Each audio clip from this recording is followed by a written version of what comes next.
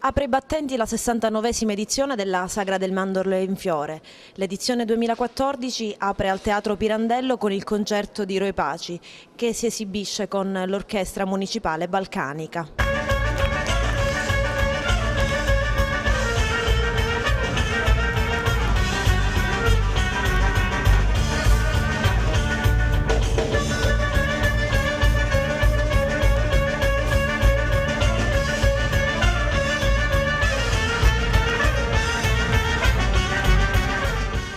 A lei è affidata l'apertura della Sagra del Mandorlo in Fiore e non è la prima a cui partecipa.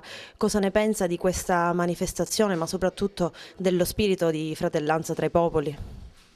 Io penso che innanzitutto una sagra come quella del Mandorfiore dovrebbe essere supportata non solo a livello territoriale ma a livello nazionale, perché è un avvenimento talmente importante e talmente così anche, oserei dire, ancestrale, che diventa quasi un patrimonio dell'umanità. Un posto del genere ha bisogno veramente di essere coccolato, cullato da tutta la cittadinanza e oltre, perché abbiamo bisogno di rivalutare quelli che sono proprio dei momenti aggregativi come questo, come quello della sagra del Mandorlifiore, che è una sagra che conoscono in tutto il mondo, quindi lo dico con una certezza anche abbastanza inopinabile, perché effettivamente da una parte all'altra, diciamo, del nostro piccolo globo parlano di questo avvenimento. Ti lamenti, ma che ti lamenti? Pigliano un bastone e tira fuori le renti. Tu ti lamenti, ma che ti lamenti? Pigliano un bastone e tira fuori le renti. Olè!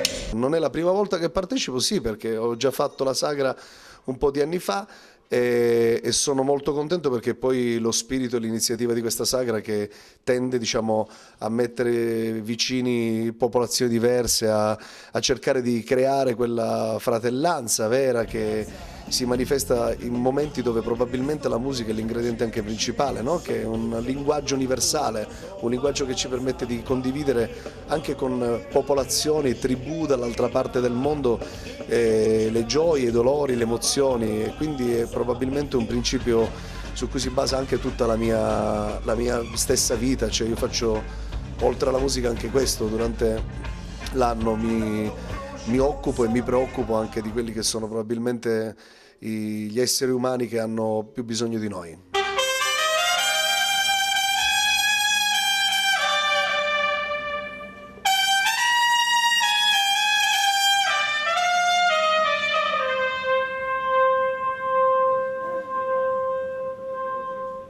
La particolarità è che invece degli Aretusca questa sera si esibisce con l'Orchestra Municipale Balcanica. Come nasce questo incontro? Qual è il risultato? Questo incontro nasce un po' di tempo fa durante una manifestazione musicale in Puglia e ho conosciuto questi musicisti valorosi e soprattutto molto simpatici. Anche aggiungerei un'altra parola, che è una parola che consiglio, non è assolutamente come si dice, un ordine, però lo consiglio soprattutto ai più ragazzini quando si avvicinano a questo mondo, quel mondo musicale.